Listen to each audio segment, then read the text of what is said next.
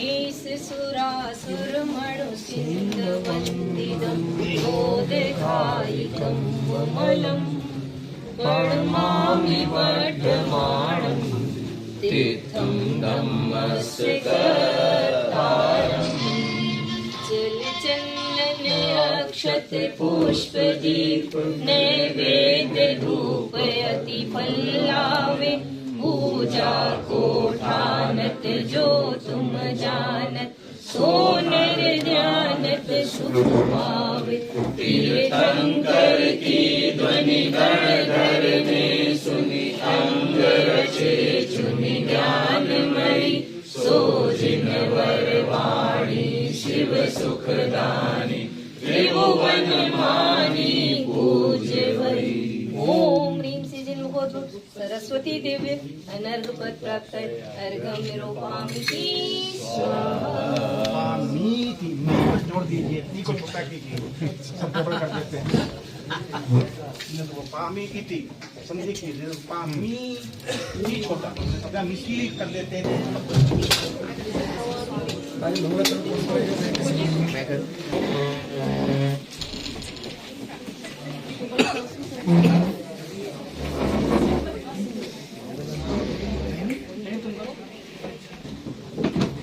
अरहंत भासि यत्थं गणहर देवेहिं गन्थियं सम्मं सुतत्थमगणत्थं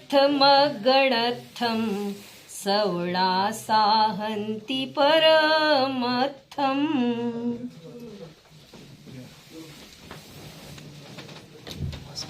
मंगलाचरण के उपरांत ग्रुप ऑप्टिकल चल रहे थे, उसको विषय को आगे बढ़ाना चाहता हूँ। तकरीबन लोग आ गए हैं सब। हाँ पूछिए।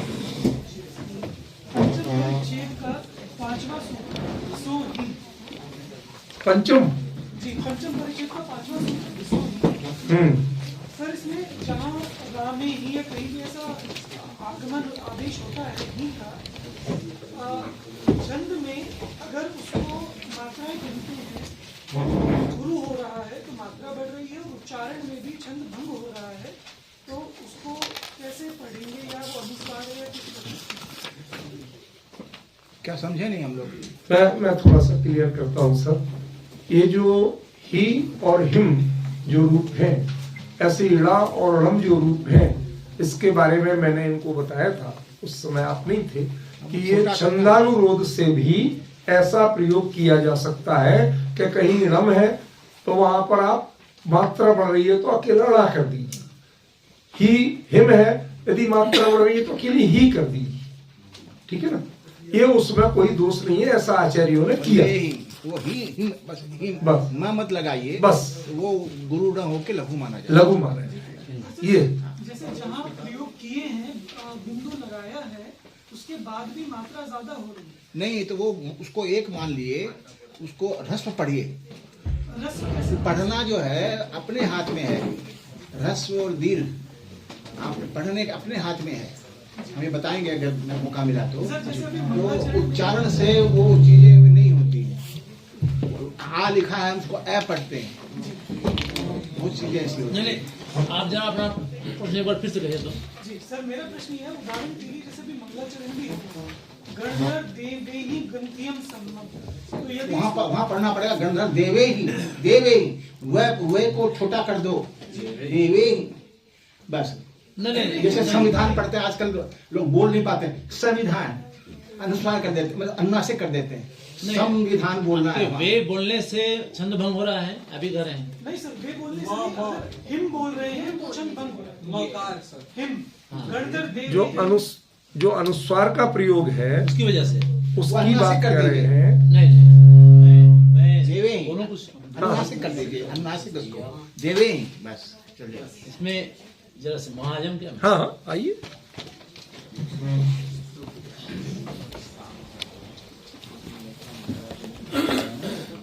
ऐसा है, जब आपके सामने ये समस्या आती है,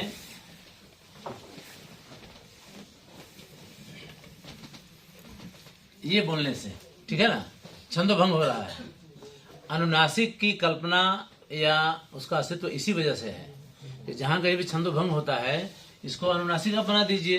अनुनासिक का कोई वर्ण नहीं, मात्रा नहीं होती है, वो ह्रस्व माना जाता है। आप ऐसा कर तो अनुस्वारत्व भी बना रहता है और मात्रा भी ही, यानी जो इसकी ही ह्रस्व है तो एक ही मात्रा गिनी जाएगी, तब तो छंद बैठ जाएगा ना आपका। जी जी।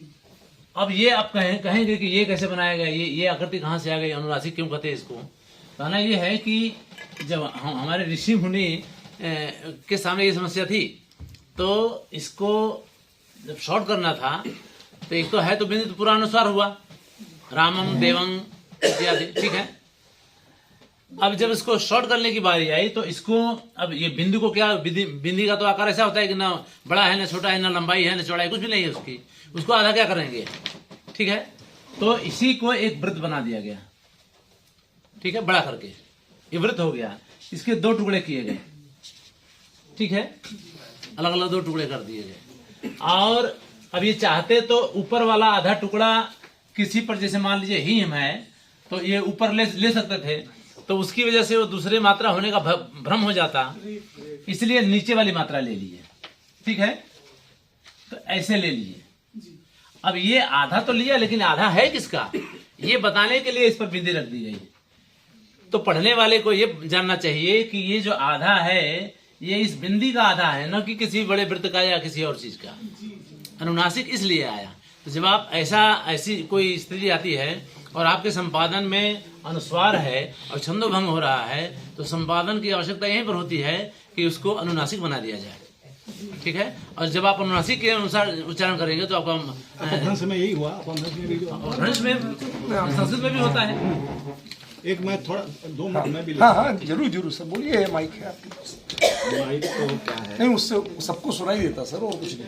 ऐसा है जो पद्य बोले जाते हैं, आ रहा पद्य में आपके अनुसार से मात्रा को हम कम बेसी कर लेते हैं, लिखा हो भले ही, इसीलिए ए को ह्रस्व भी प्राकृत में माना गया, ओ को ह्रस्व भी माना गया। कैसे माना गया, कहाँ माना गया, कैसे बोल के आप दिखाएंगे वो बताता हूँ आपको। जैसे आप जैसे ह्रस्व दीर्घ प्लुत जानने की बात है तो प्लुत 2 मात्रा, ए बोला, आ 2 मात्रा, आ इंतहा हो गई, इंतजार की, आए ना, इंतहा जो बोल रहे हैं वो प्लुत है। अब जैसे हम आपकी आंखों में इस दिल को बसा ले को, आप देखिए, अब बताता हूँ आपको।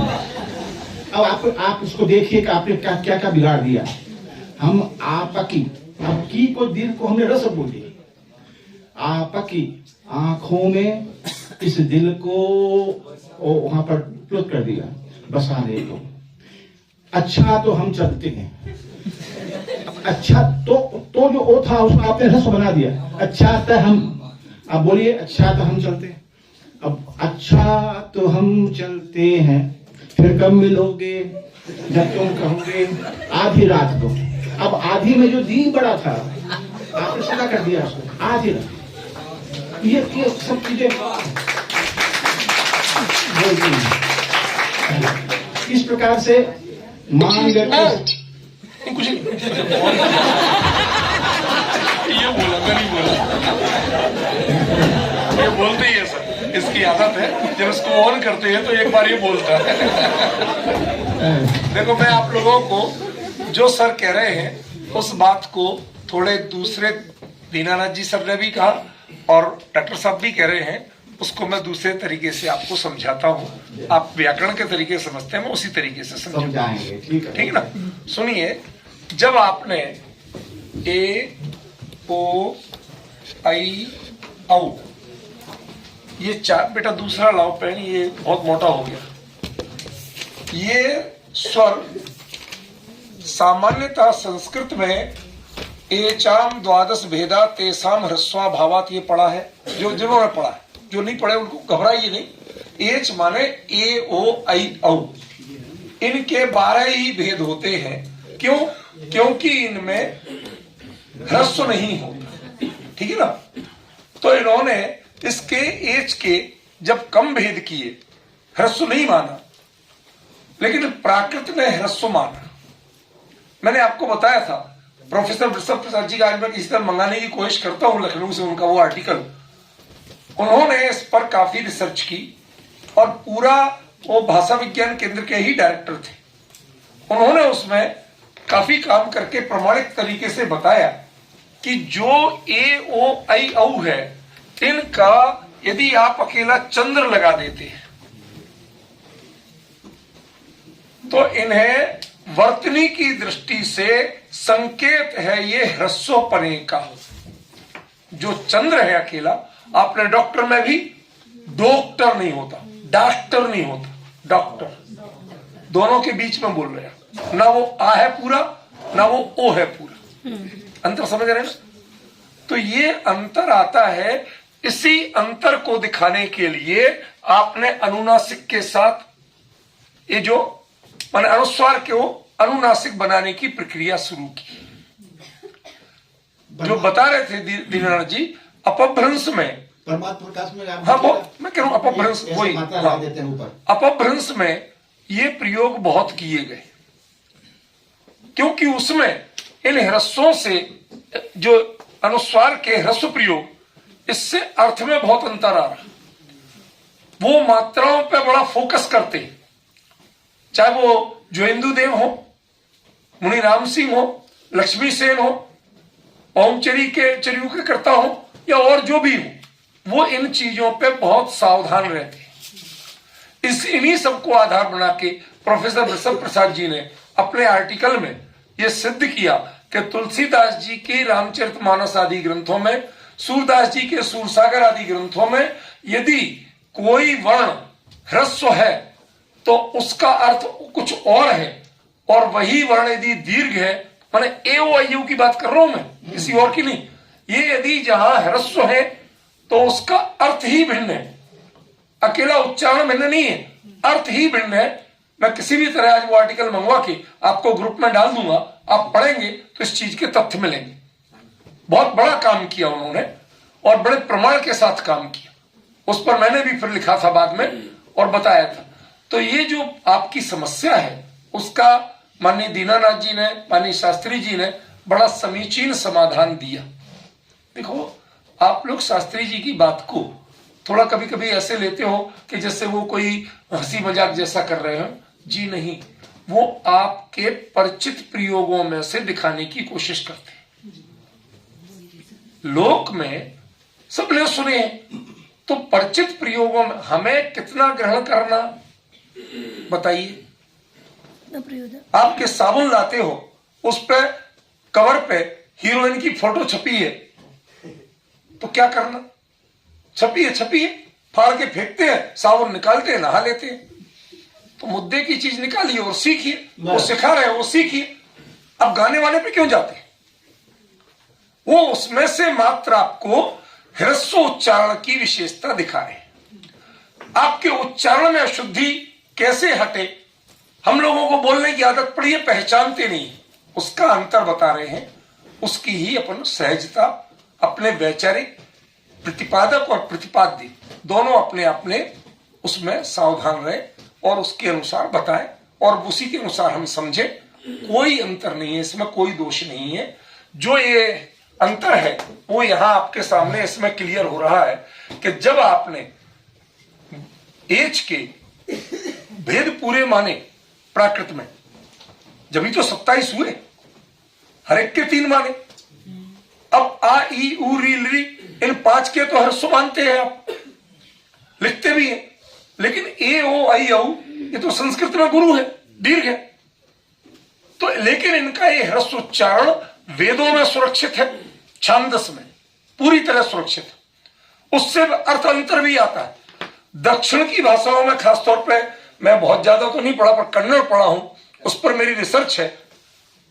उसमें एक बुक है कन्नड़ लिपिया उगम मत्तु विकास, जो यदि कर्नाटक के हो, उन्होंने यदि नहीं देखी हो तो इस नाम से बुक को सर्च करिए। कन्नड़ लिपि का उद्गम और विकास कैसे हुआ, बहुत पुरानी बुक है और बहुत महत्वपूर्ण बुक है। उसमें उन्होंने इन सब का अंतर बताया है कि कन्नड़ में ह्रस्व उच्चारण इन वर्णों के कैसे होते हैं, तो मतलब जब उधर दक्षिण की द्रविड़ भाषाओं में पाया जा रहा है, हमारे उत्तर भारत की प्राकृत अपभ्रंश पाली आदि में पाया जा रहा है, इसका मतलब है यह उच्चारण प्रविधि में सुरक्षित था। धीरे धीरे हमें बहुत सी पहचानें मिट गई। आज आप लोक में कितने लोग जानते हैं दादरा क्या है, ठुमरी क्या है, जानते नहीं? मतलब नाम ही सुने होंगे, अंतर भेद करना जानते हैं? नहीं जानते हैं। इसका मतलब है हम अपनी विरासत को खो रहे हैं, धीरे धीरे अपरिचित हो रहे हैं। ये प्राचीन जो है, मैं आपको सच बताऊं, जो मेरी वो कविता थी ना गीतिका जयदु जय जय, मुझे पता नहीं था कि मैंने राग मालकोस में लिख दी। मैं राग मालकोस जानते ही नहीं, सच बता रहा हूं। वहां जिन्होंने गाई, उन्होंने कंपोज की, तो उन्होंने बताया कि सर ये तो राग मालकोस। मैं संगीत का विद्यार्थी कभी नहीं रहा, लेकिन जब भी उच्चारण होगा तो कुछ ना कुछ तो आएगा, कोई ना कोई प्रयोग तो होगा ही। ऐसे ही आप उच्चारण करते हैं, प्रयोग नहीं जानते कि आपने क्या किया। दोनों विद्वानों ने आपको उनसे परिचित कराने की कोशिश की कि उन प्रयोगों में ए ओ जैसे ह्रस्व होता है, ऐसे ही चंद्रबिंदी जिससे आप बोलते हैं उससे अनुस्वार भी ह्रस्व होता है, वो फिर गुरु नहीं गिना जाता। बात समझ में आ गई? ये अंतर है। तो अब हमारी कमी क्या है? हम लिखने में बड़े अंतर करते हैं। आज हमारे लोग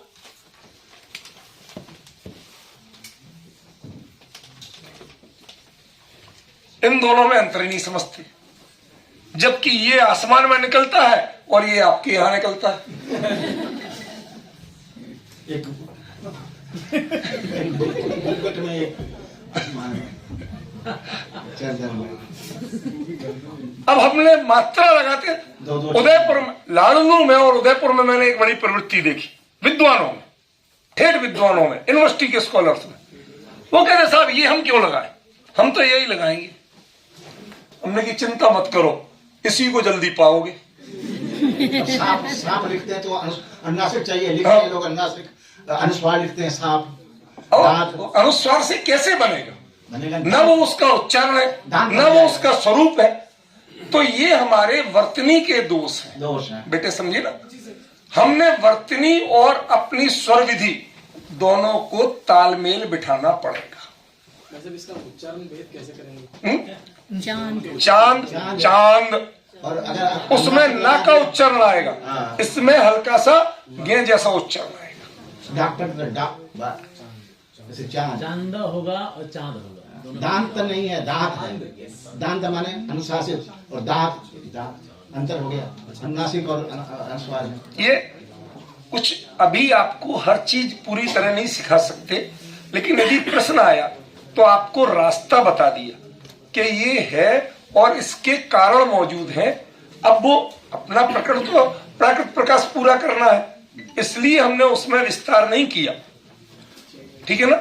लेकिन ये जब आप भाषा विज्ञान और व्याकरण की गहराइयों में जाएंगे तो ये सारी चीजें मौजूद हैं। आज उच्चारण प्रक्रिया, वेदों के गण पाठ, जटा पाठ, कैसे कैसे पाठ होते हैं, उनका आपके प्रकृति पर्यावरण तक पे अंतर पड़ता है।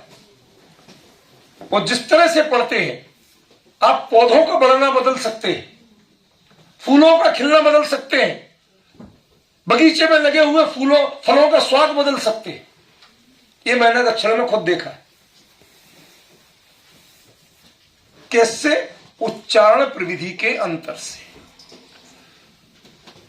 अभी रिसर्च हुई जब यहाँ पर रशिया में, उन्होंने बताया कि गाय से लेके पौधे तक पर्टिकुलर टाइप के राग को सुन के वो गाय दूध ज्यादा दे रही है और पौधे जल्दी विकसित हो रहे हैं। संगीत का प्रभाव। संगीत क्या है? संगीत खाली उनका नाम नहीं है जो यंत्र बजते हैं। उन यंत्रों को कितने कौशल से कौन बजाता है। हर कोई अकेले टकराहट का नाम संगीत नहीं है। उसमें नजाकत जो पैदा कर सके उसने संगीत को पहचाना, समझे? इन विषयों पे मैं अभी फिलहाल नहीं बोलना चाहता था, हाँ। लेकिन प्रकरण आया, आपने प्रश्न किया, तो वो दिशा ही अलग थी। ठीक है ना। अब हम जब हमारे लिए अकेला हिम मिला है, दूसरा मिला ही नहीं है, लेकिन अपभ्रंश वालों ने बाकायदा भिन्न रूप बनाए। उन्होंने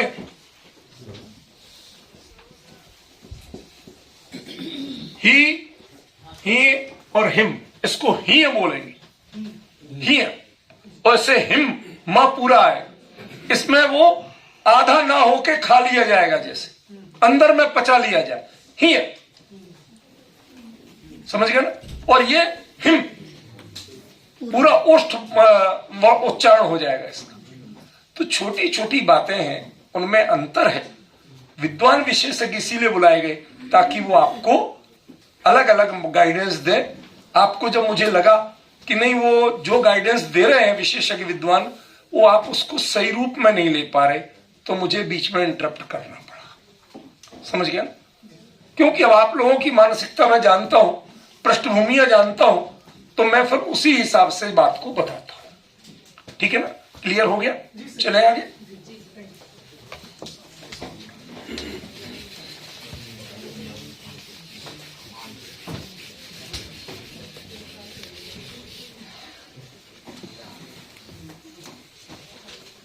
कौन सा सूत्र चलना है? गेर ही ना। हाँ।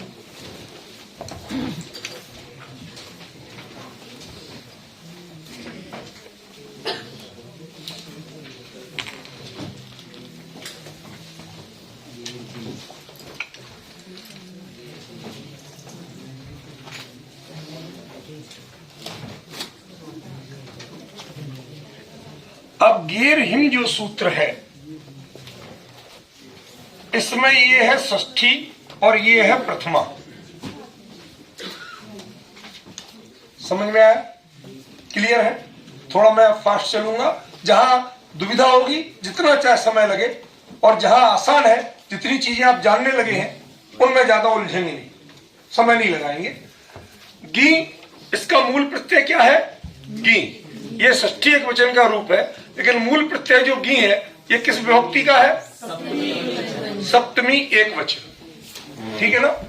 तो सप्तमी एक वचन का जो गी प्रत्यय है, उस गी प्रत्यय को सर्वनाम शब्दों के बाद क्या हो जाएगा? हिम आदेश हो जाएगा। ठीक है। जैसे ता सर्वनाम तो ते हिम, का सर्वनाम के हिम। ठीक है ना। ये अकेला ऐसे ही नहीं होगा, ये तहिम और कहिम मुख्यता से होगा। तेहिम केहिम में तो तृतीय आ जाएगी, तहिम कहिम होगा। क्यों? क्योंकि वहां कहां ये अर्थ है। ठीक है ना। क्लियर हुआ? ये इसमें स्थानवाची अर्थ प्रमुख हो जाएगा। ठीक है ना। कालवाची अर्थ भी चलेगा, लेकिन इसमें दूसरा अर्थ नहीं चलेगा। ठीक है। क्लियर हो गया?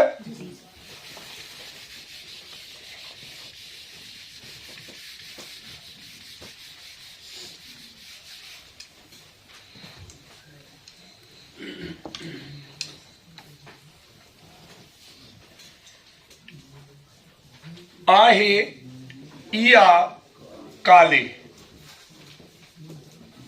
अब ये कहते हैं कि किम यत और तत्, ये जो पहले चल रहा था किम यत तद्भो, वो वही का वही है।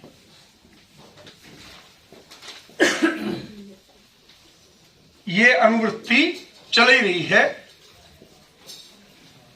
पंचमी बहुवचन, काले सप्तमी एक वचन, आहे और इया ये दोनों प्रथमा एक वचन के रूप है। क्लियर हुआ?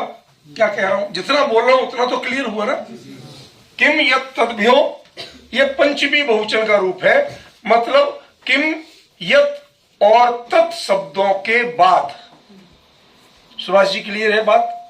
किम यत और तत् शब्दों के बाद कालवाची अर्थ में यदि गी का प्रयोग हो तो गी को ये गेह लिखेंगे, पिछले सूत्र में था। तो उस गेह ये है षष्ठी, सूत्र में षष्ठी चाहिए ना, तो ये क्या है? षष्ठी। तो किम यत् तत् शब्दों के बाद काल अर्थ में यदि षष्ठी का प्रयोग हो, ठीक है, माने हम इस काल में उस काल में ऐसा प्रयोग करना चाहते हैं, तो हम क्या करेंगे? आहे और इया इन प्रत्ययों का ये गी को ये आदेश कर देंगे, ठीक है ना।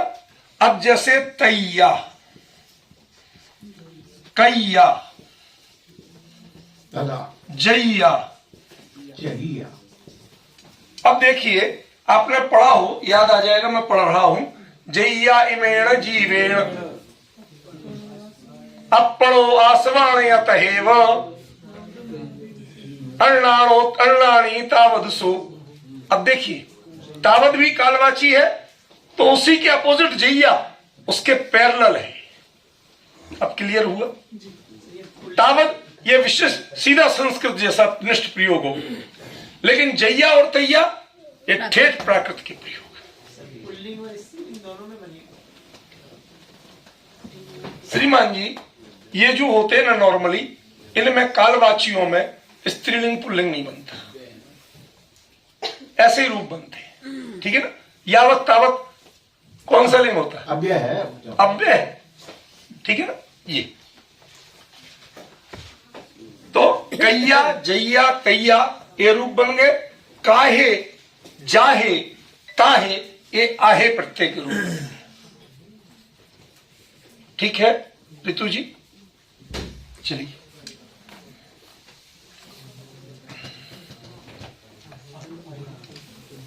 मुझसे पूछो, यदि कोई क्लियर नहीं हुआ तो मुझसे पूछो, आपस में। ठीक है ना। हाँ, आपस में बात करने की जगह मेरे से पूछो, सबको समझ में आएगा, सबका लाभ होगा। यदि कोई स्पष्ट नहीं है तो बात।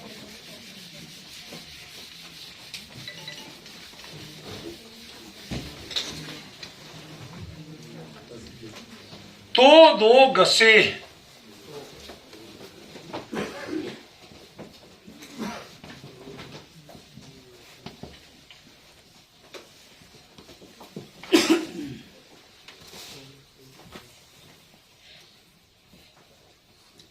गसी किसका प्रत्यय है? पंचमी एक वचन।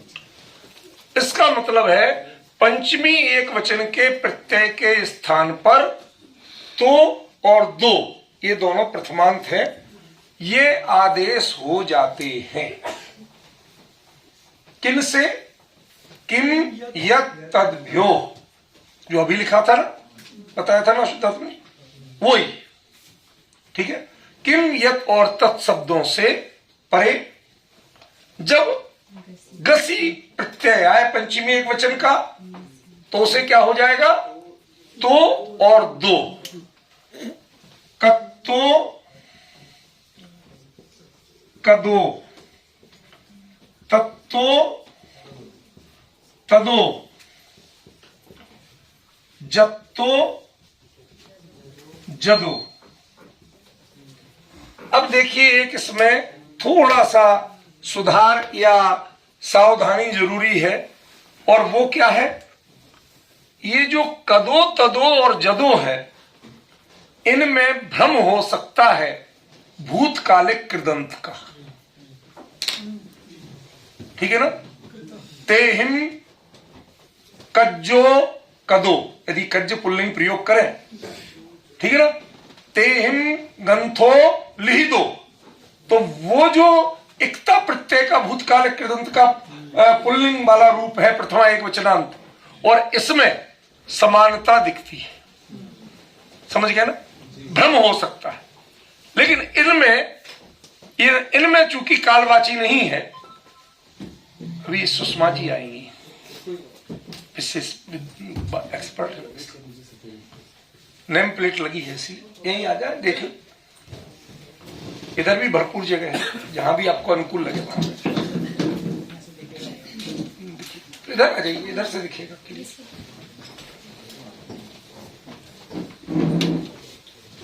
ठीक है, बात समझ में आई कल्पना जी?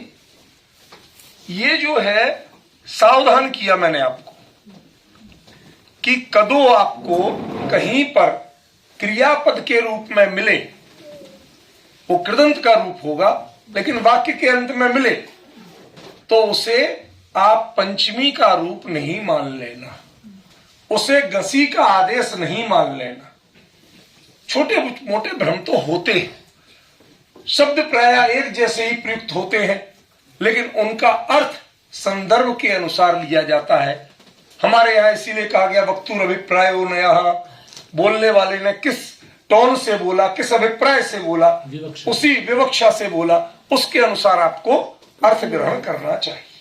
ठीक है, ये रूप तो अपने आप में क्लियर है। एक जगह मुझे सावधानी कराना थी तो मैंने आपको बता दी कि कदों में भ्रम हो सकता है कि कदों यदि वाक्य के अंत में मिलता है वो कर धातु का, भूतकालिक कृदंत का, पुल्लिंग का प्रथमा एक वचन का रूप होगा तो भी कदो बनेगा। ठीक है ना? लेकिन कत्तो तत्तो जत्तो इनमें कोई भ्रम नहीं। ठीक है, इनका अर्थ क्या होगा? कत्तो माने कहां से, तत्तो माने वहां से, और जत्तो माने यहां से। ठीक है ना? ये पंचमी के अर्थ। जदो भी बनेगा ना? हाँ, बना है सर, लिखा है। नहीं, जदो जदो भी लिखा है सर, और लिख में क्या? अब जदो का दो अर्थ भी हो सकता है। संयत व्यक्ति, संयमी व्यक्ति, उसका प्रथमा एक वचन भी होता है। यत माने संयत, ये अर्थ भी निकलेगा। बिल्कुल सही कह रहे हैं आप। यम धातु का, हाँ, यम धातु का भी एक और बता रहा हूं आपको। आपने बताया, बहुत अच्छा बताया। एक और संदर्भ बताना चाहता हूं। संस्कृत में जो यतः होता है क्योंकि, उसका भी प्राकृत में जदो ही बनता है। बनेगा, हम बताएंगे, मौका मिलेगा। तेहिम उत्तो जदो, उन्होंने ऐसा कहा, क्यों कहा? क्योंकि इस अर्थ में भी प्रयोग मिलेगा। संयदो, संजदो मिलता है आपको, करके संयत। ठीक है ना? ज्यादा बनेगा। ठीक है, तो ये छोटी छोटी जानकारियां एक्स्ट्रा जो देखो, विशेषज्ञ इसीलिए बुलाए जाते हैं क्योंकि जो भी एक पढ़ा रहा है वो सूत्रों को लेके ही मुख्य अपनी बात रखता है। विशेषज्ञ वो अपेक्षाकृत इस डायरेक्ट पढ़ाने के दायित्व से मुक्त है, तो उनका चिंतन व्यापक चलता है। जहां जहां उन्हें जो जो वैसे प्रयोग ख्याल में आते हैं वो तत्काल बताते हैं। आपका ज्ञान वर्धन होता है, आपको और पक्षों की जानकारी मिलती है। इसलिए उन्हें हम विनय से स्वीकार करें, गुण ग्रहण की भावना से स्वीकार करें, यही मेरा आपसे कहना है।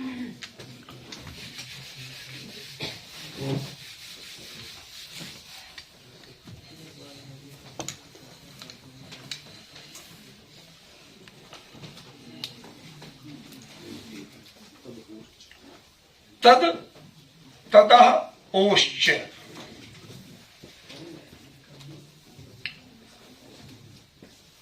यह है पंचमी एक वचन।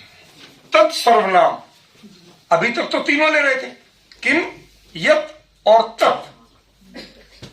अब यहां पर इन्होंने कहा कि जो तत् सर्वनाम है उसके साथ उसी गसी को, गसे, गसी के स्थान पर ओ, ये प्रथमांत, चा अव्यय है।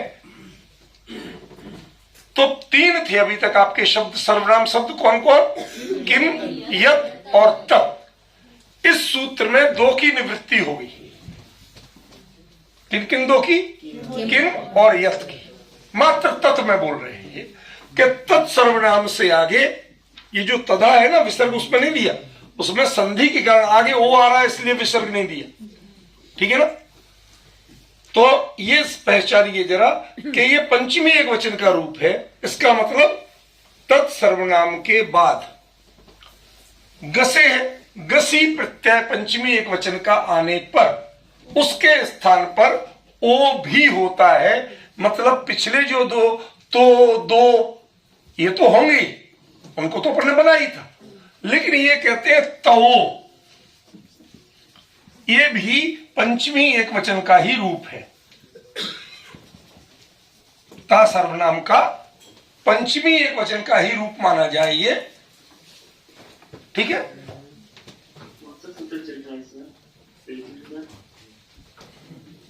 पांचवा अध्याय, पांचवें अध्याय का, सॉरी छठवें अध्याय का ये सूत्र नंबर अपना 10वां चल रहा है। प्राकृत प्रकाश छठवां अध्याय सूत्र नंबर 10।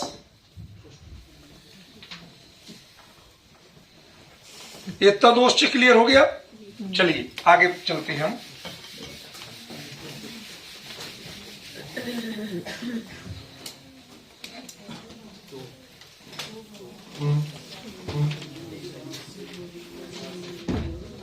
अब देखिए, तदाह इसकी अनुवृत्ति पहले से है, तत्सर्वनाम की अनुवृत्ति पहले से है। किम और यत का जो निवर्तन पहले हो चुका वो इसमें भी चल रहा है। मतलब इसमें किम और यत इनका प्रयोग नहीं करके मात्र तत्सर्वनाम का ही प्रयोग किया जाएगा, ठीक है। अब उसके बाद में गसा, ये तृतीया एक वचनांत रूप है। ये किसमें बनेगा? ये गस प्रत्यय का रूप है एक्चुअली, षष्ठी एक वचन की। मतलब तत्सर्वनाम के बाद यदि षष्ठी एक वचन का गस प्रत्यय आता है तो तत् प्लस गस इन दोनों के स्थान पर से आदेश हो जाएगा। नहीं समझे ना? जब आप असमान को न पढ़ते हैं, स्वस्ति क्रियासु परमर्शयो न पढ़ते हैं ना, तो वो न क्या है? क्रियासु का अर्थ कोई बताएगा? क्रियासु किस विभक्ति का है? आशीर्लिंग का है। क्रिया, क्रियास्तान, क्रियासु करें, आशीर्वचन, स्वस्तिक क्रिया, स्वस्तिक के स्वस्तिक आप करें, ये भगवान क्रियासु कोई नहीं बता पाएगा, कोई संस्कृत का जानकारी बता पाएगा। हाँ। स्वस्तिक क्रियासु क्या? जो संस्कृत में 10 लकार है, उसमें लिंग लकार के 2 भेद हैं, विधिलिंग और आशीर्लिंग। तो वो आशीर्लिंग में देखिए एक बड़ा लाभ है जो गुरुजी बता रहे हैं। वो लाभ क्या है? हम लोग सबका काम एक से ही चला लेते हैं। जैसे अंग्रेज लोग अंकल में मामा बुआ ताया सबको निपटा देते, ऐसे ही हम शॉर्ट में निपटा लेते। लेकिन संस्कृत में हर भावना के लिए, उसको अभिव्यक्ति के लिए अलग अलग लकार दिए गए, अलग अलग प्रयोग किए गए, ताकि आप उसको स्पेसिफिक रूप से समझ सके। पर लोग कितनी फुर्सत कहाँ रखता है। पहले कितने नेकचार होते थे शादी में, आजकल आध घंटे में 1 घंटे में सब निपट जाती। पंडित को टोक देते हैं, अरे जल्दी निपटा, तू दक्षिणा और ले लेना फालतू। तो ये जो हमारी हड़बड़ी है ना, इसने बहुत गड़बड़ी की हुई है। हमने उनको समेट दिया, कई चीजों का लोप कर दिया, ठीक है ना। पवन जी इस बात की छूट नहीं दी थी हमने। कुछ नहीं आप चिंता। ये तो ऐसा है कि श्रोतारा सावधान तेरा श्रोवंतु का ये मेरा प्रयोग है। कभी कभी मैं कह देता हूँ भाई साहब हमको भी लेके चलना साथ में, अकेले आप ही क्यों मजे ले रहे हो। तो इन सबका मतलब वही है और कुछ नहीं है, जागते रहो। इसका इतना ही अर्थ है और कुछ नहीं। तो जैसे हम ना नो ये प्रयोग करते हैं ना, संस्कृत में भी ऐसे प्रयोग होते हैं। वही प्रयोग यहां पर भी किया गया। यह एक्चुअली कहा जाए प्राकृत में पूरा आत्मसात किया है, लेकिन प्रयोग ये मूलतः संस्कृत का है। प्राकृत में इसके लिए मूल रूप में कोई ऐसा नहीं है स्थान। ये तो हमने संस्कृत से ही अनुकरण पद्धति से ले लिया, ठीक है ना। यह सूत्र भी बना दिया कि तदा गसा से तत्सर्वनाम के आगे गस प्रत्यय आने पर उसके तृतीया है। तृतीया माने उसके साथ, माने तत् भी लेंगे उसके साथ गस भी लेंगे, दोनों को मिला के एक रूप बना देंगे और उसका नाम क्या होगा? से। ठीक है, क्लियर हुआ? शॉर्ट है, कठिन तो नहीं है ज्यादा।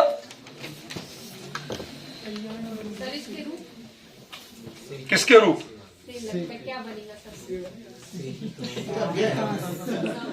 नहीं मतलब ऐसी ऐसी बातें करें। किसके रूप है? चना भूनने के बाद क्या बनेगा? उसमें आग कहाँ मिलेगी? ये कोई प्रश्न है भाई? आग में भाड़ में चना भूना तो चने में भाड़ मिलेगा? जो रूप बना वो बता दिया, जिनकी तरह चलाइए। ये रूप ही है। कदो कदा ये जैसे आप तस्य कहते हैं ना, तस्य उसका, तो से का अर्थ भी उसका है। जो आप तस्य का अर्थ करते वही से का अर्थ। ये शब्द नहीं बना, ये विभक्ति सहित शब्द को आदेश हुआ, इसलिए ये षष्ठी एक वचन का ही रूप है। इसे क्या कहेंगे? तत्सर्वनाम के षष्ठी एक वचन का रूप क्या बनेगा? तस्य भी बनेगा और से भी बनेगा। ठीक है? विकल्प से बनेगा ना यहाँ पे? भाई मूल तो वो है ही, नहीं तो तस्य बनता ही क्यों? ठीक है?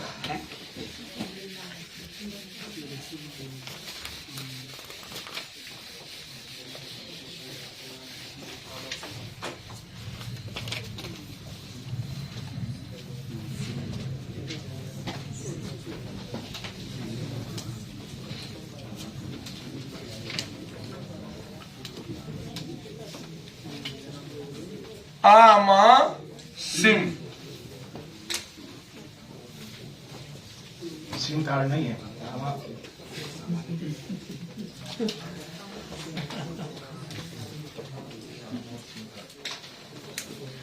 संयम जी नागपुर, बताइए क्या है ये? मैंने लिख तो दिया है। आम ये प्रत्यय है षष्ठी बहुवचन का, शाबाश। इसमें तृतीया का प्रयोग किया है, तो इसका अर्थ होगा कि किसी और के साथ में कोई कार्य करना है।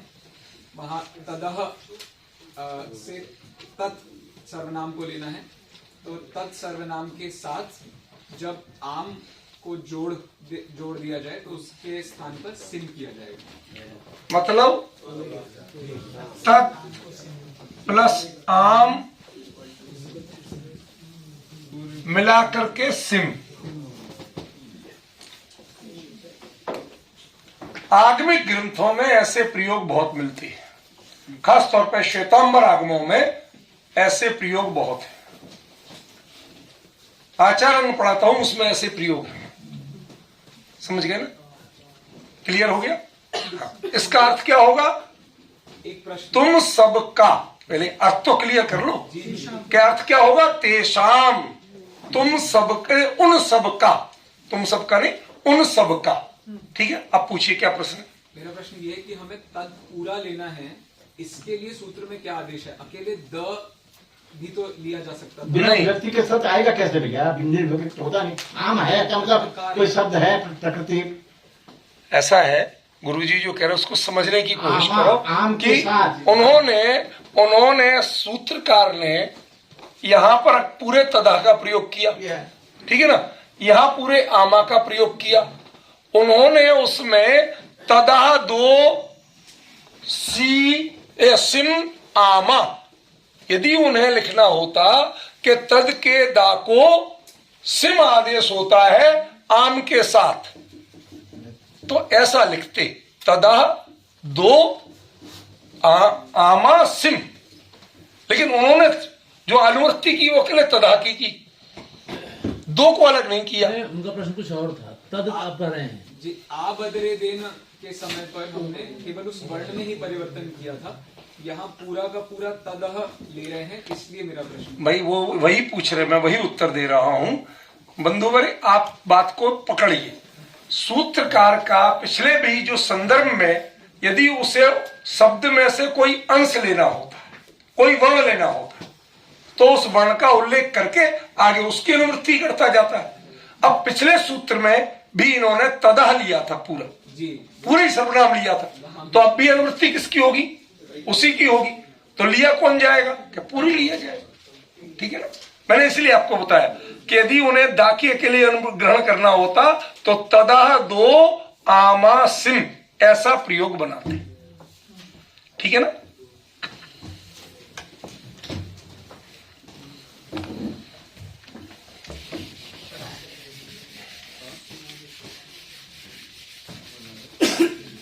मैं एक बात पूछना चाहता हूं बाकी लोगों से जो संस्कृत के या शास्त्रीय ग्राउंड से नहीं है। मैं जो भी कह देता हूं कहीं ऐसा तो नहीं कि आप एक थोड़ा इंपीरियरिटी कॉम्प्लेक्स में थोड़े से दब के सुन लेते हैं, मान लेते हैं भाई हम तो उतने चीजें जानते नहीं है, अब ये लोग जानते हैं तो ठीक है, अभी बोल रहे हैं और यहाँ कह रहे हैं तो हो गया, इनने जब ताली बज गई तो फिर हम क्या बोले। ऐसा मत करना। यदि आपको क्लियर नहीं हुआ है तो आप बेखटके पूछ सकते हैं और मैं बताऊंगा। ये दुविधा और संकोच फील मत करना। अब आप चुप रहेंगे तो मेरी मजबूरी है कि मैं ये मानूं कि आपको समझ में आ गया है, पर यदि आपको क्लियर नहीं हो तो कोई भी तुरंत हाथ ऊपर करके पूछ सकता है। जब तक आपको क्लियर नहीं हो कर दूंगा जितनी मेरी क्षमता है। बाकी विशेषज्ञ विद्वान है तो हम लोग मिलके आपकी जिज्ञासा के समाधान के लिए ही हैं। पर हम बहुत विस्तार में क्यों नहीं जा रहे, क्योंकि हमें लगभग आज का ही दिन है मूल रूप में। परीक्षा कब है इनकी? 28 को। तो अभी आगे के परिचित बहुत बाकी है ना। जितनी चर्चा हम खुल के कर लेंगे, समझ लेंगे, वो आज। कल आधे दिन चर्चा है क्योंकि यहां पर मेट्रो और बसेस गणतंत्र दिवस के कारण नहीं चलेंगे दोपहर 12 बजे तक। तो जो दिल्ली लोकल के लोग हैं वो यदि अपने कन्वेंस से या किसी और प्राइवेट कन्वेंस से नहीं आएंगे तो वो 1 बजे पहले नहीं पहुंच सकते। और जो यहां है उनको हम खाली नहीं रखेंगे। इसलिए कल के लिए आपको सूचना दे रहा हूं कि यहां पर माननीय कुलपति जी गणतंत्र दिवस पर राष्ट्रीय ध्वज का ध्वजारोहण करेंगे। उसके वंदन करने के लिए हम सभी लोग 10 से 10:30 वहां रहेंगे, ठीक है। और राष्ट्रगान की पूर्ति होने के बाद, कुलपति जी का उद्बोधन होने के बाद जो यहां हैं वो सब लोग यहां आ जाएंगे। हम प्राकृत प्रकाश नहीं लेंगे, हम प्राकृत के एक अभिलेख के बारे में उसके आधार से थोड़ी प्राकृत की जानकारियां आपको देंगे। अभिलेख की भी जानकारी देंगे और प्राकृत की भी। मैं लगभग 2.5 घंटे या 2.25 घंटे का नॉन स्टॉप लेक्चर लूंगा। उससे आपको एक चीज खारवेल अभिलेख के बारे में आपको जानकारी मिल जाएगी। उससे हम प्राकृत के प्रयोग जो प्राचीन काल में होते थे वो उन चीजों को भी थोड़ा सीख सकेंगे, ठीक है ना। और 1 बजे से वापस यही प्राकृत प्रकाश बना, लंच के बाद प्राकृत प्रकाश ही चलेगा। उसके बाद हमारे लिए परसों का दिन है 27 तारीख। 27 तारीख में हमारे लिए बची हुई जितनी चीजें हैं, निपात वगैरह, वो सारी चीजें पढ़ लेनी है। और पढ़ के 28 के सुबह मैं आपको ग्रंथ नहीं पढ़ाऊंगा, पढ़े हुए में आपकी क्या क्या जिज्ञासाएं हैं, क्या क्या क्लियर नहीं हुआ, उनके आपके प्रश्नों के उत्तर यहां दिए जाएंगे ताकि आप और अधिक क्लियर कर सकें, दुविधा नहीं रखें। और आपको उस दिन हम सही 12:30 बजे छोड़ देंगे ताकि आप अपने इजी फील करें, साइकोलॉजिकल स्ट्रेस फील नहीं करें। 1 बजे आप लंच लीजिए। लंच लेके भी 1 घंटे तक आपको छूट है। 1:30 बजे लंच हो जाएगा। उसके बाद आपको छूट है, शांत मन से बैठिए, जो पढ़ना है पढ़िए। और उसके बाद 2:15 बजे तक आप रूम में पहुंच जाएंगे। एग्जामिनेशन सेंटर में ऊपर है, इसी बिल्डिंग में 3rd फ्लोर पे। तो वहां पर आपको लगा मिलेगा कि हाँ साहब, इसमें राष्ट्रीय प्राकृत व्याकरण कार्यशाला के जो प्रतिभागी हैं उनकी परीक्षा है। आपके जो रजिस्ट्रेशन नंबर के क्रम से आपको लगे मिलेगा, उसमें स्लिप, उन पर बैठ के आपको आंसर शीट दी जाएगी, उसको फिल कर लीजिए। फिर पेपर दिया जाएगा, पढ़िए और लिखना शुरू कर दीजिए। बहुत ज्यादा लिखने का काम नहीं है, ये विश्वास रखिए। मैं कम से कम लिखने का दूंगा, लेकिन लिखना तो पड़ेगा। टिक मार्क वाले पेपर, फिर वो उसकी पेपर अलग आता है, वो हमारी सीट, वो उतने सब व्यवस्था करना मेरे से संभव नहीं। उसके लिए कंप्यूटर टेक्नीशियंस की ज्यादा जरूरत पड़ती है, ठीक है, वो जांचने में आसान हो जाती है, लेकिन हम उसकी प्रक्रिया अलग करेंगे। आपको शॉर्ट में ही लिखना है, ठीक है। तो इस प्रकार से ये जानकारी है। तो मैं अभी आपको बहुत विस्तार में नहीं जा रहा हूं किसी विषय के, क्योंकि आज हमें ये परिच्छेद और इसका अगला परिच्छेद, 2 परिच्छेद पूरे करना ही है, ताकि हम कल से निर्भर रहें, शांति से कर सके। ठीक है, लेकिन इसका मतलब ये नहीं है कि मैं इतनी हड़बड़ी बचाऊंगा कि आपको पढ़ने ही नहीं दूं, बोलने ही नहीं दूं। आप बोलिए, लेकिन थोड़ी जिम्मेवारी अपनी भी रखिए कि अतिरिक्त प्रश्नों के अलावा पहले मूल सूत्र क्लियर कर लीजिए। ठीक है, बाकी जहां बात होगी तो मैं कोशिश करूंगा नहीं स्पष्ट करूं, हमारे विशेषज्ञ स्पष्ट करेंगे, वो अपना बोलेंगे और बताएंगे, और हमें जितना भी समय मिलेगा हम इन लोगों के अलग से जो एक तैयार करके लाए हैं आपको मार्गदर्शन के लिए, वो उनके उद्बोधन भी हम सुनेंगे। ठीक है,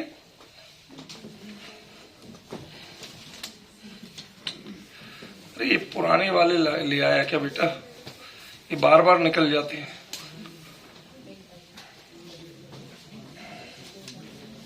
अब देखिए बहुत सरल सूत्र है, किमः का, ये षष्ठी है, ये प्रथमा है। क्या अर्थ है? बहुत संक्षिप्त, किम शब्द जो सर्वनाम है उसके लिए प्राकृत में पुल्लिंग में कहा नहीं, का आदेश होता है। तो प्रथमांत संस्कृत का रूप है ना, इसलिए कहा दिया। ठीक है ना, बस इतना जान लीजिए। इदमः इमः, ये भी सेम टू सेम सूत्र है, इसमें भी यही बता रहे हैं कि इदम शब्द को इम आदेश होगा। ठीक है, ये शब्दादेश है, आगे धात्वादेश भी आएंगे, उनमें इस जो संस्कृत में धातु है उसको प्राकृत में ये आदेश होता है। बस उतना परिचय दिया जाएगा, ज्यादा टेंशन की चीज नहीं। मतलब तो यह हुआ ना, क्या किम माने यह कैसे हो जाएगा? ऑनलाइन वाले पूछ रहे। हाँ वो समझ गया मैं, जो भी है किम माने यह कैसे हो जाएगा? किम माने तो कौन होगा। हाँ इम, हाँ इम माने यह, इम आदेश होता है, हाँ, इम आदेश होता है। इदमो इमः, में ए भी आएगा साथ में, अकारांत रूप चलेगा, इम का चला। प्राकृत में तो गुरुजी हलंत होते ही नहीं ना, प्राकृत वालों की टांग सलामत रहती, प्राकृत वाले अपनी टांग नहीं तोड़वाते। देखिए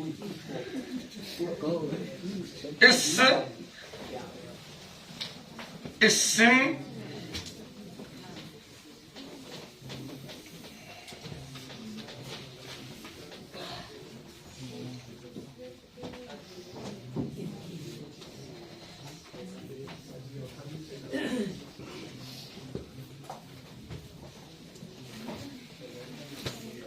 अब इधर देखिए,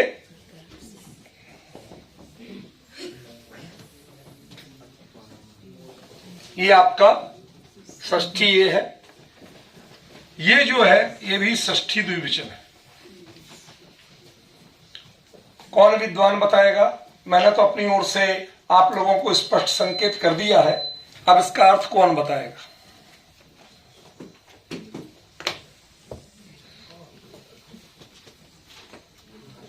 संदेश, तेरी तो बेटा ड्यूटी ही है, क्योंकि तू तो प्राकृत प्रकाश पूरा मेरे से पढ़ चुका है। बताइए। जो स और सिम आदेश किसको किए गए थे? आदेश गस षष्ठी एक वचन के हाँ। स्थान पे किया गया था, और एक सप्तमी षष्ठी बहुवचन के स्थान पे किया गया था सिम आदेश।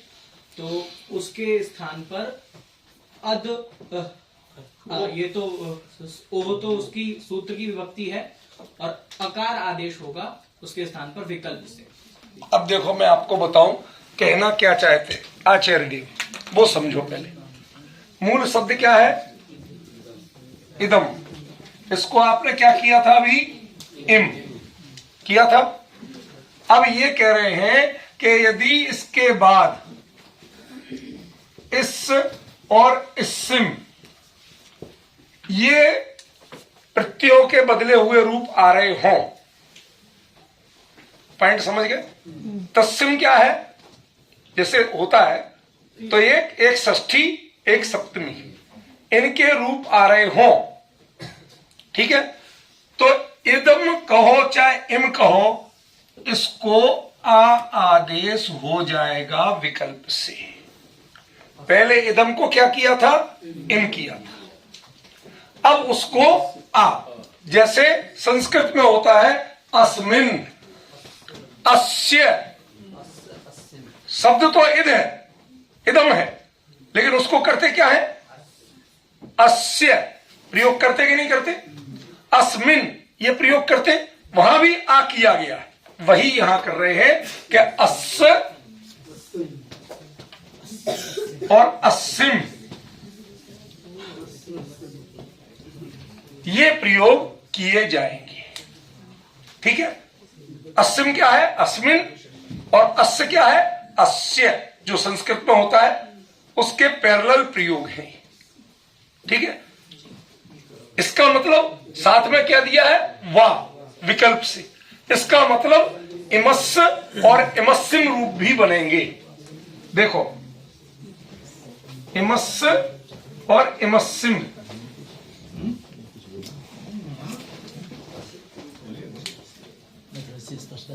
हाँ करिए, ऐसी क्या बात है?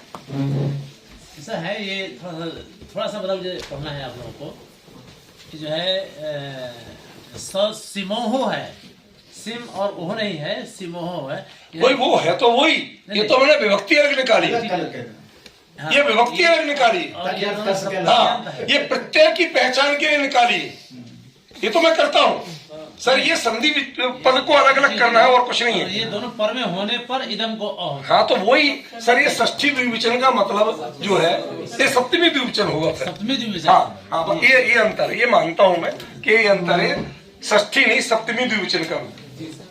ठीक है ना? हाँ ठीक है, ये आपने बिल्कुल सही बताया। तो ये क्योंकि अब जैसे तयो, रामयो, बालियो, अब ये षष्ठी के द्विवचन में ही बनता है और सप्तमी के द्विवचन में ही बनता है, तो छोटे मोटे एरर ऐसे हो जाते हैं। हम अर्थ के अनुसार उनका सही प्रयोग करेंगे। आपने उसका संज्ञान लिया, हम आपका धन्यवाद करते हैं कि ये सप्तमी द्विवचन का रूप है। इसका मतलब है ये प्रत्यय परे रहते। ठीक है ना? तो वही बनाया अपन ने प्रत्यय, तो जो कहते हैं प्रत्यय वो थोड़ी छिड़ा, तृतीया थोड़ी ली कि दोनों को मिला के करेंगे। कुछ पूछना बेटे? क्लियर हो गया? चलो,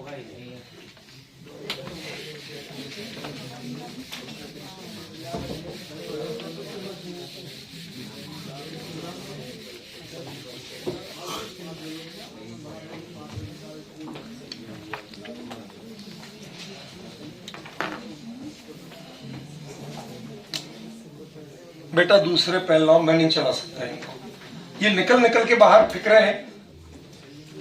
नहीं ला दो, हमने पैसा खर्च किया, फालतू की कंजूसी मत कराओ मुझसे। गेह देन हा। अब देखो बहुत बात हो रही भाई, ये तो तरीका ठीक नहीं है। आप लोगों को इतनी बार सिखाया, कुछ करना ही है जरूरी डिस्कशन, आप लिख के कर लो, बोल के मत करो। पड़ोसी समझ जाएगा, वो लिख के पढ़ लेगा। ठीक है ना? प्लीज यहां पर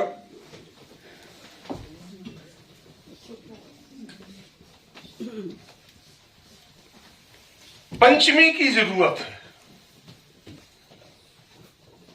क्या कह रहा हूं? किसकी जरूरत है? पंचमी का रूप बताइए क्या होगा?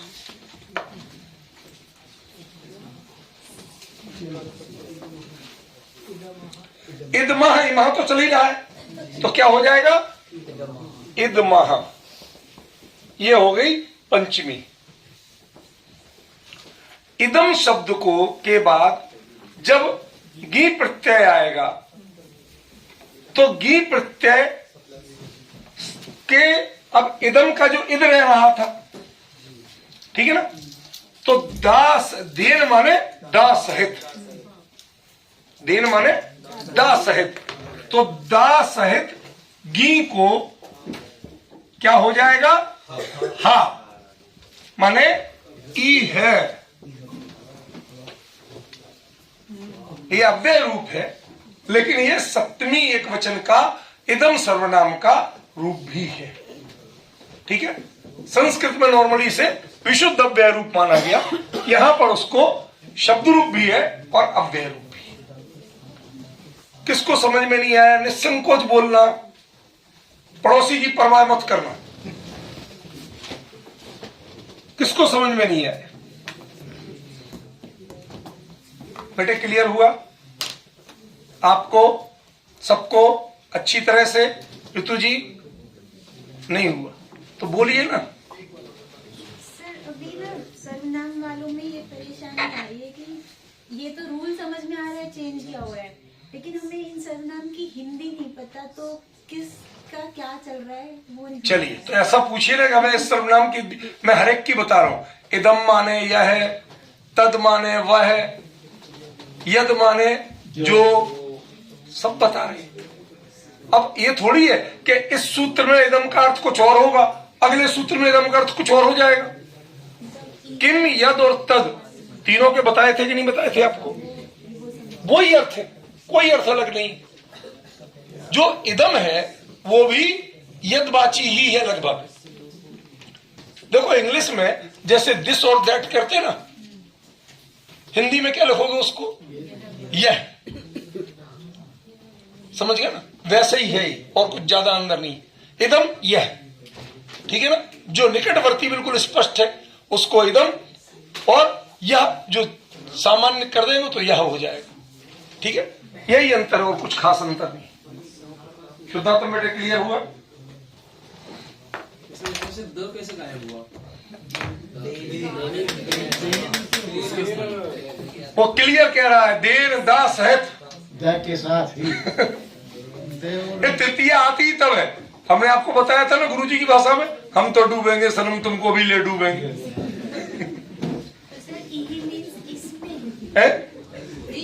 ये मीन इसमें, ठीक है ना? यहां पर में और पर दोनों अर्थ लगेंगे, इसमें यहां पर। ठीक है, ई सभागारे सभ्य परिभागणों संति, ये यहां पर। ठीक है,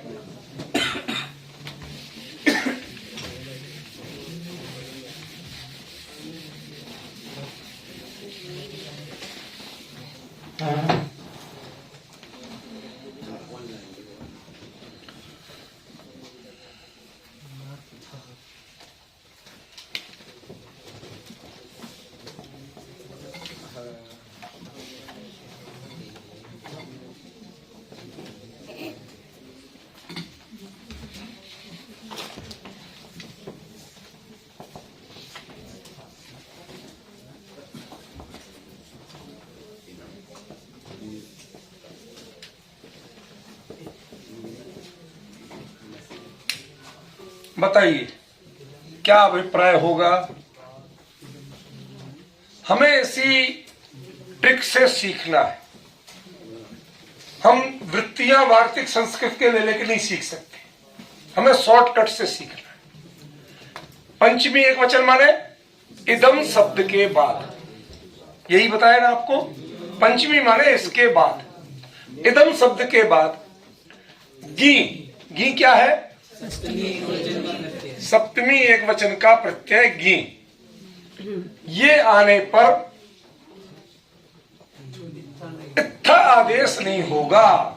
जैसे अत्थ, कत्थ, तत्थ ये होते हैं, ऐसा इमत्थ नहीं बनेगा। पॉइंट समझे? जैसे संस्कृत में होता ना अत्र, तत्र, कुत्र, लेकिन इमत्र संस्कृत में भी नहीं बनता। तत्र बनता है, ठीक है ना? तत्र तो बनेगा, इमत्र नहीं बनेगा। अत्र भी बनेगा, तत्र भी बनेगा, इमत्र प्रयोग नहीं है। अब इम के साथ वो ता था प्रत्यय जो है, इत्थ प्रत्यय, उसका प्रयोग नहीं किया जाता। इसमें निषेध किया कि वो रूप दूसरों की देखा देखी यहां मत बना लेना। ठीक है, अब जो जो इसमें जोड़ने थे वो हमें जोड़े। इदम का भी अध्यार किया, इदमा का भी, गेह का भी अध्यार किया, तब जाके अर्थ पूरा हो। यदि हम ये अध्यार नहीं करते तो इसका अर्थ स्पष्ट नहीं होता। ठीक है,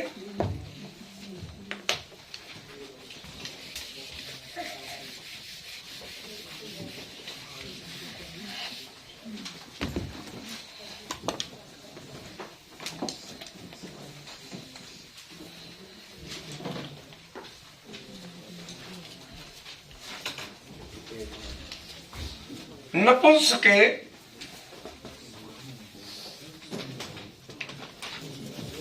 सु अमोह इदम इण इणम इणमोह।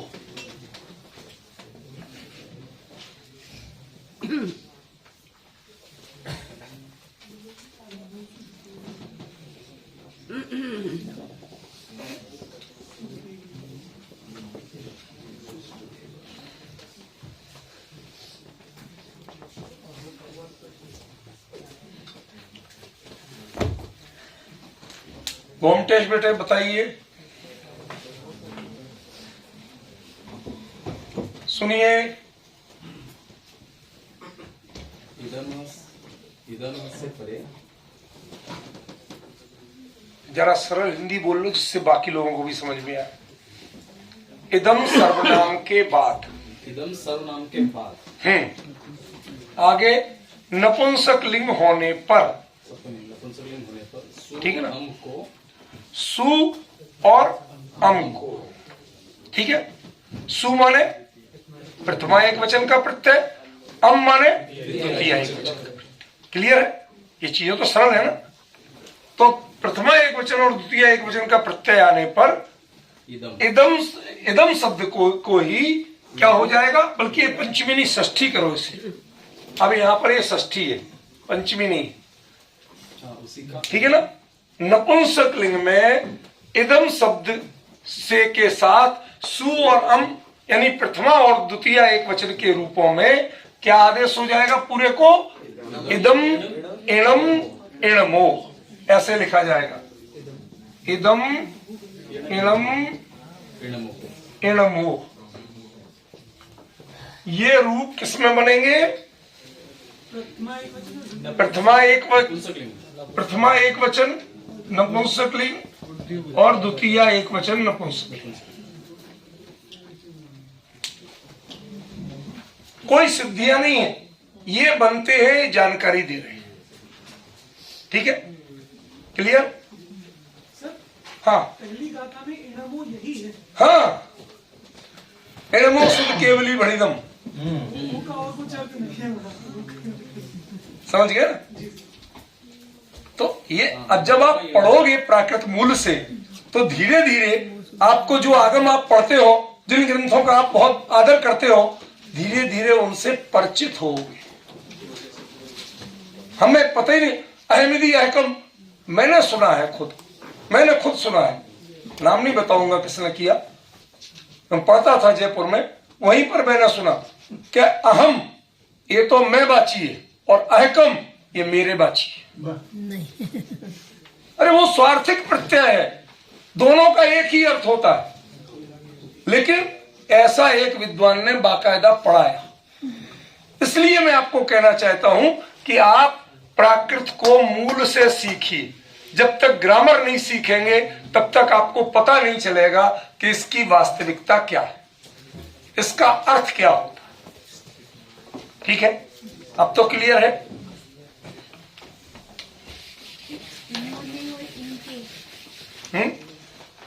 इन्होंने हाँ और इनके, हाँ, दोनों अर्थ हो। इनके नहीं, इनको, इनको भी नहीं, इसको, क्योंकि एक वचन लिया ना, इनको तो बहुवचन हो जाएगा।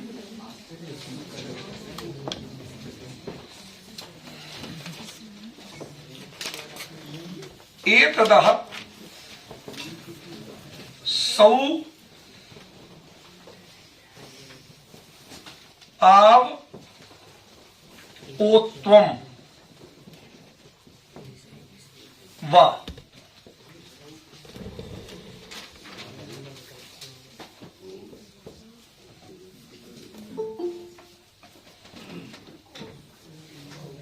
नहीं, वो आव नहीं है, ओत्वम ही है डायरेक्ट। वो आव तो संधि का रूप हो गया, ठीक है ना। सौ ओत्वम वा अव्यय।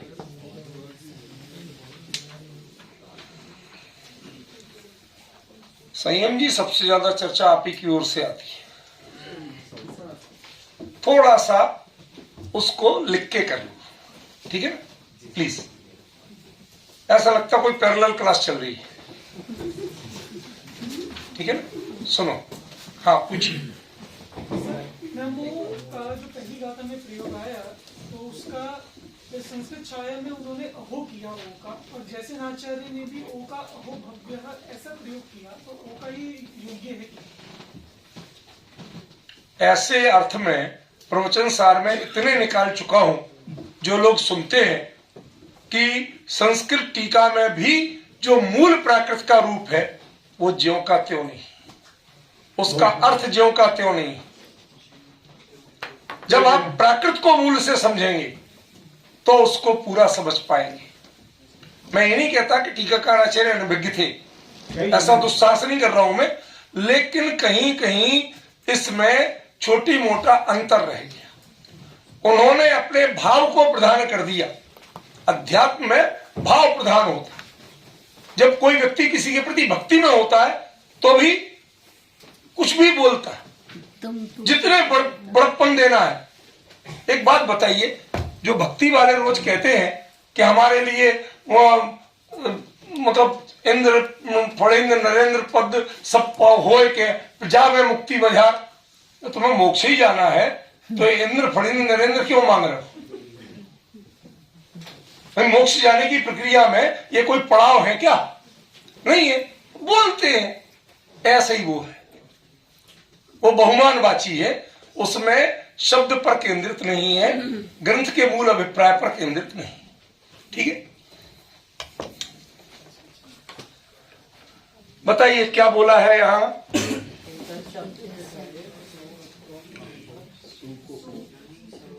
देखो पहले समझो, एतद शब्द को क्या हो जाएगा? एस।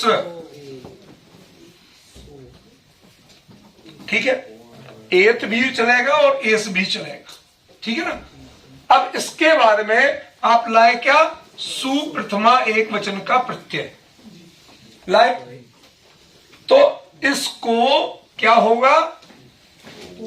सु रहने पर इसको ओ हो जाएगा, एसो।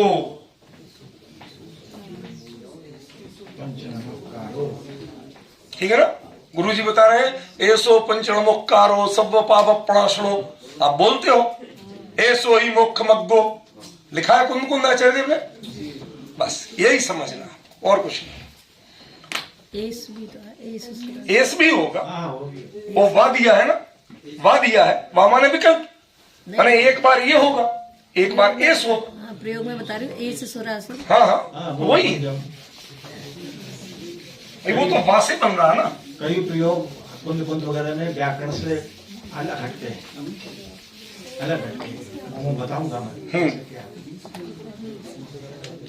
सर लाए हैं बहुत सी चीजें, जैसे कहते हैं ना सागर में से मोती निकाल के चुन के लाए हैं। अब वो मैं वो सुनवाऊंगा आप लोगों को, और आपको सुनना। मैं सिर्फ आपको इस प्रेशर से मुक्त कर देना चाहता हूँ कि ये अपने काबू में आ जाए गाड़ी, कि हम समय पे कर पाएंगे।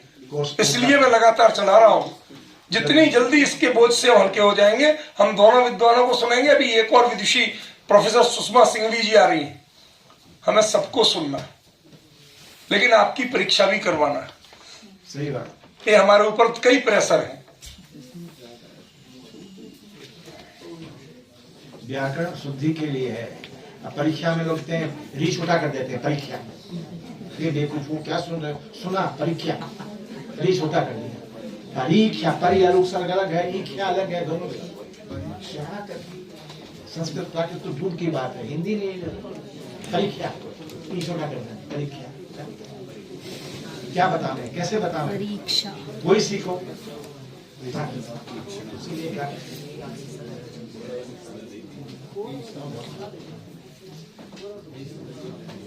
बताइए कौन बताएगा? बताइए। हंसी सो फंसी, ये हंसे, हमने उनको पकड़ लिया। बता, हम आप लोगों जैसे गलत अभिप्राय से नहीं कह रहे, हम अच्छे अभिप्राय से। सर्वनाम के बाद तो आने पर नसी के स्थान पर तो हो जाएगा। नसी क्या है?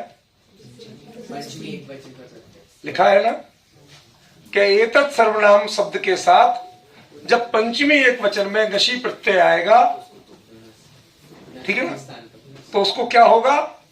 तो एक तो यह रूप बनेगा। एक तो माने यहां से अलग होने की अर्थ में तकार सहित गसी को होगा ना। हाँ, उन्होंने असल में क्या है, एक तो जो है यहां पर एतत् शब्द का एत ही रह जाता है, तो एक ततो नहीं करके एक तो बनाए जी।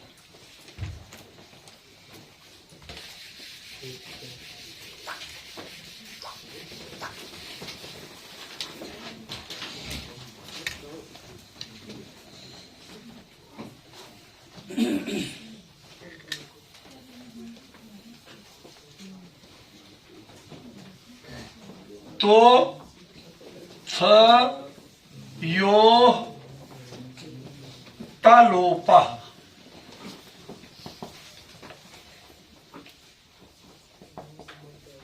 जो आपने प्रश्न किया ना, मैंने कहा सूत्रकार अगले ही में कहते हैं, ठीक है। ये तो डबल तो आया, तथा आया, इन दोनों के आने पर ये यो तो ये षष्ठी द्विवचन है या सप्तमी द्विवचन है, इनके आने पर ता का लोप हो जाएगा। जो आप पूछ रहे थे कि कहां गया, ता साहित किया कि नहीं, ता का लोप करने के लिए अलग सूत्र, इस सूत्र से उसके ता का लोप होगा, तब जाके एक तो बनेगा। एक तो और एक, ये जो रूप बनेंगे इनमें एतत् शब्द के ता का जो लोप होगा वो किससे होगा? इस सूत्र से होगा। अभी ये सूत्र आपको पूरी तरह क्लियर नहीं हो, मैं दोबारा बोलता हूं। तो और इत, ये दो प्रत्यय है, ये सप्तमी द्विवचन का रूप है, माने ये परे रहते, ये दो प्रत्यय जब आगे होंगे, आइए प्लीज, डॉक्टर नहीं शिष्टाचार, डॉक्टर सुषमा सिंघवी जी वरिष्ठ प्रोफेसर और साथ ही राजस्थान संस्कृत अकादमी की पूर्व अध्यक्ष हमारे बीच में पधारी हैं। आपका हार्दिक चलो ठीक है।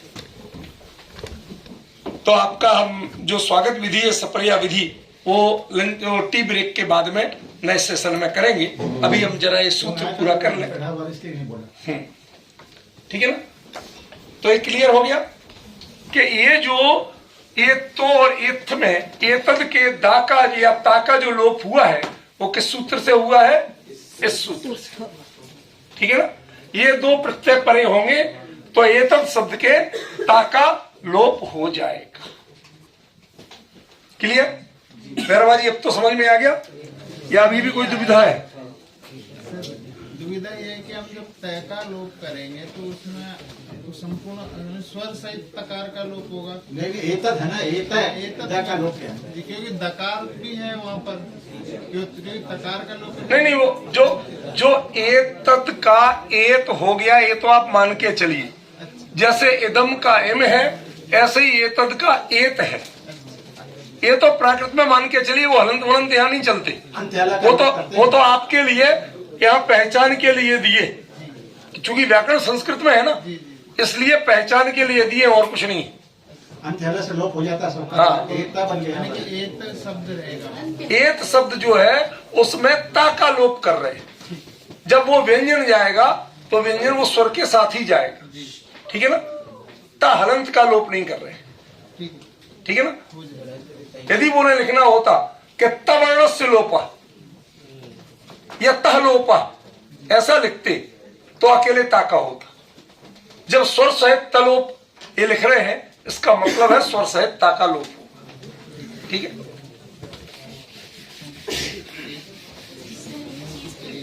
जी पूछिए। सर, ये 20वें सूत्र में भी एक तो बन रहा है और 21वें में भी उसी का ही रूप दिया है, मतलब सिर्फ लोप समझाया ना। ऐसा है, जो 20वें सूत्र में प्रश्न था, हाँ, वही कि जो बीच में इसका जो ता था उसका लोप कैसे करोगे, तो उन्होंने अगले सूत्र से बता दिया इससे करेंगे। सर ये जो एग्जाम्पल इसमें दिया है संस्कृत में, ऊपर दिया एतस्मात् को एक तो हो जाता है, फिर दिया एतस्मिन् को एक तो हो जाता है, ये अलग है? ऐसा है, इसमें दो थे, तो और इत्थ, तो वो इत्थ जो था वो सप्तमी का था, आपने पहले सिद्ध किया था सप्तमी में, वही था। तो इसलिए जब सप्तमी में इत्थ होगा तो उसको एतस्मिन् ही तो बोला जाएगा, और क्या बोला जाएगा, कोई बात नहीं। अभी ये क्या है सर, प्रॉब्लम सब डिफरेंट फील्ड के हैं, हर किसी को हमें एक लेवल पर किसी तरह लाना है, थोड़ा थोड़ा समझ में तो आए, यहां से एकदम खाली हाथ ना जाए, समझे, प्रयास करें। बाकी बुक में छपा हुआ है, हमारे ऊपर बहुत दबाव था कि आप बुक मत दीजिए इतनी महंगी मंगा के, बनारस से मंगाना पड़ी, कुरियर का खर्चा दुनिया भर का। हमने कहा साहब हम पुस्तक ही देंगे। वो कहते हैं अकेले सूत्र टाइप करवा के प्रिंट आउट ले लीजिए, आपको तो सूत्र यहाँ पढ़ाना ही है। हमने कहा वो कैसे पढ़ेंगे, उन्हें बाद में अभ्यास। सबसे बड़ी कमी हुई, मैं आज आपको एक अपने जीवन का घटनाक्रम बताना चाहता हूं, संदर्भ सहित बता रहा हूं। राष्ट्रीय पांडुलिपि मिशन में डायरेक्टर के पद के लिए मैं इंटरव्यू के लिए गया। वहां हमसे, उनका नाम नहीं बताऊंगा, भद्र महिला थी विदुषी, तो उन्होंने ये पूछा, ये तो बहुत अच्छा काम कर रहे हैं, आप क्या करेंगे यहाँ आके, संस्था तो बढ़िया चल रही है। हमने कहा साहब बिल्कुल बढ़िया नहीं चल रही, इनकी प्रोडक्टिविटी 0 है, एक्टिविटी फुल है, प्रोडक्टिविटी 0 है, काम तो करते हैं, उत्पादन कुछ नहीं होता।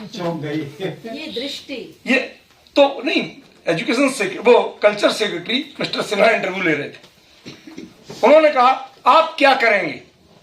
मैंने कहा इनके कार्यों को उत्पादक बनाएंगे, जब तक उसका फल नहीं मिलेगा तब तक ऐसे कोई आयोजन हम नहीं करेंगे, प्रोडक्टिव होना चाहिए। तो उन्होंने पूछा, भद्र महिला ने, आप जानती हो अच्छी तरह से, तो उन्होंने पूछा, वो बोली कि इतने अच्छे काम होते हैं, यहाँ ब्राह्मी लिपि की कार्यशाला हुई।